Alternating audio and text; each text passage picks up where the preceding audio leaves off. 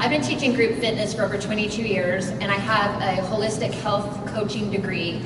And I'm very passionate about helping people really take control of their eating and take control of their lives, and not have to live in some type of prison of always thinking, next year I can do it, next year I'll get control on this, next year I'll get a grip. And that constant cycle that a lot of people find themselves in, trying the next fad diet, reading the next best-selling book on how to drop 50 pounds in 10 days. And it's just this perpetuating cycle. And so I thank Rob so much for opening up this conversation that I'm going to talk about today about emotional eating addiction, binge eating, food addiction. It has a lot of different names, but it is really something that is very complicated and very prevalent in our society today.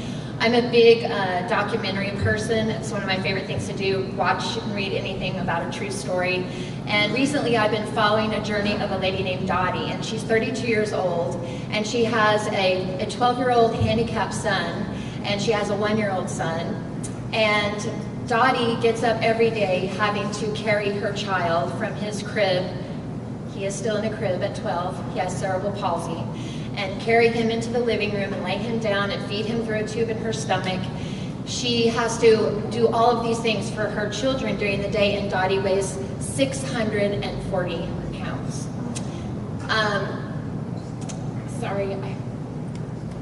This is hard part about talking about things like this because it's vulnerable. And she says, I know that this food is killing me. I know that my children need me. And the doctors actually told her, her son wasn't supposed to live past the age of 5, and the doctor said, your son will die of grief if something happens to you, because he's also blind, and all he knows is her touch and her sound and her voice. And she said, knowing all of these things, I can't stop eating. Knowing the gravity of my situation, I can't stop eating. And it's a hard thing to talk about, because unlike drug addiction, alcohol addiction, abstinence is a remedy. Abstinence is a prescription. And with food, we have to look it in the face 3 times a day, hopefully 3 times a day, to be healthy and to manage our bodies. And abstinence isn't an option. And so to find that healthy balance with food and learn about those emotions that cause people to emotionally overeat. When I look at Dottie and I see her talking about her story, what I see now that I have learned so much about this addiction is I can see every pain, every sorrow, every struggle, every grief, every worry manifested in her body. Because instead of allowing herself to feel those emotions, to name those emotions, to feel that pain, she shoves food down to avoid it. Because in her mind, to feel that would be worse. The pain of experiencing her true emotions would be worse than being 640 pounds and possibly dying. It's a very, very difficult and a very individual struggle for a whole lot of people.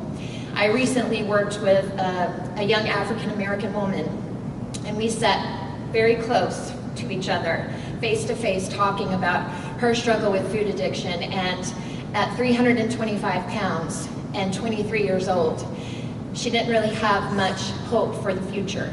So we started talking about her story. And she said, it kind of starts out with, well, I eat a lot of pizza, and it kind of like this surface area. But then all of a sudden the bottom will drop out, and you will see the emotion come onto their face. And when it's someone who truly struggles with food, there is a problem, there is an issue, there is an unspoken hurt. And she had been sexually molested as a child. And I looked at her and I said, don't cry about where you are today, because you did the only thing you knew to do at the time, and you built a wall of protection around yourself. That's the only way that you knew to be safe. You built a wall of protection around yourself.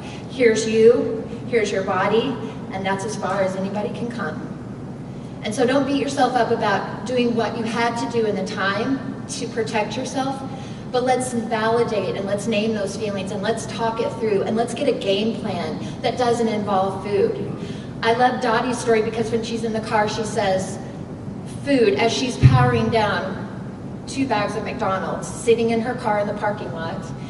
She said, food is comfort, and then it's guilt. And these are the only 2 things I know. Food is comfort, and then it's guilt.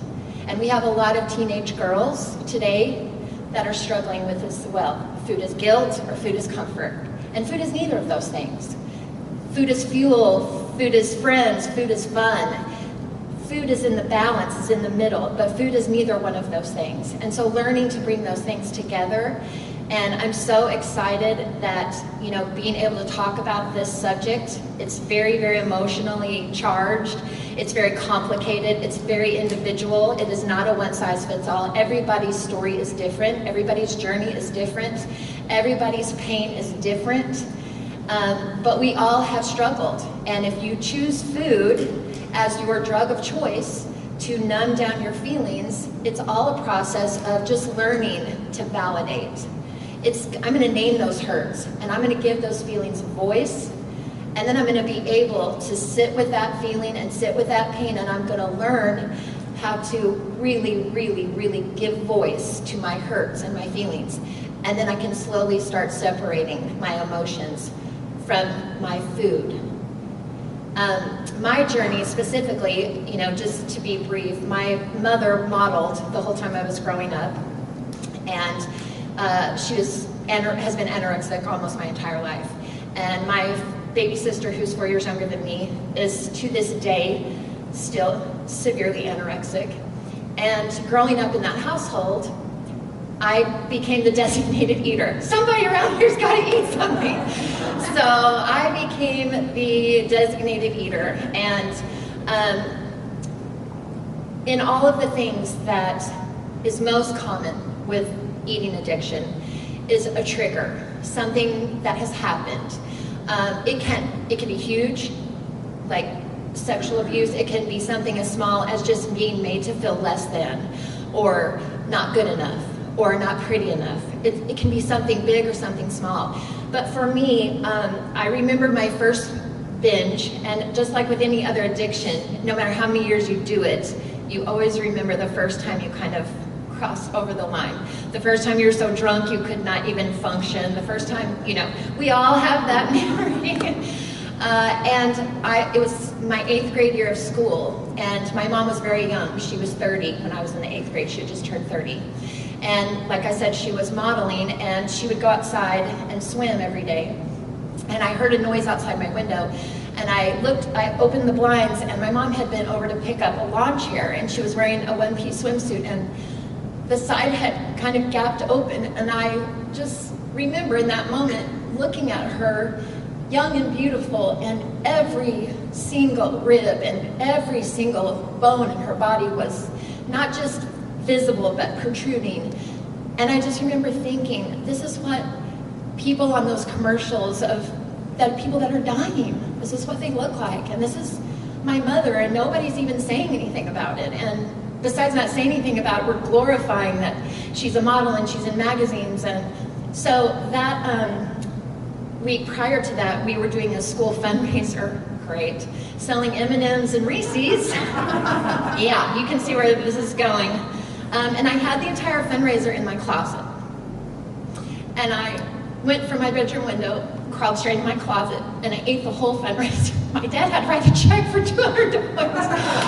And I'm shocked that I even lived to tell that story, because the amount of sugar that was, but that was my first experience with, I can't feel that pain. I didn't know to see it from that viewpoint until much later when I got help that I needed, but to look at my mom and know she's gonna die, she looks like she's gonna die, and nobody's doing anything. And I didn't know how to put voice to those feelings. And so thus began my journey with learning to numb down my feelings with food. And it carried on for years and years and years and years and years. And today is my birthday, and nothing like public speaking to make sure your heart is working properly.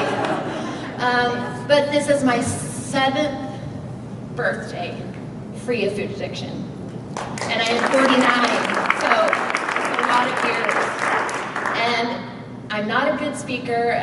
I get really nervous, but if it just resonates with one person, that I can share my journey to freedom and that the tools that I have learned by not going back to school and getting my degree and specializing in this, but the tools that I have learned and the mistakes I've made along the way that have allowed me to be free of this and to have peace with food. And the only way to have peace with food is to make peace with your emotions and your feelings and your past and to validate those things. So I'm just super excited that we're going to be able to take things to the next level here. And for the few people that you know this is you, we're just going to be offering you one more tool to make sure that you are successful in every single way and that you can break all of the chains of all of the things that you're struggling with, and you can feel great about yourself, and you can have a normal relationship with food, and you can be healthy top to bottom, inside and out. Thank you very much. Appreciate it.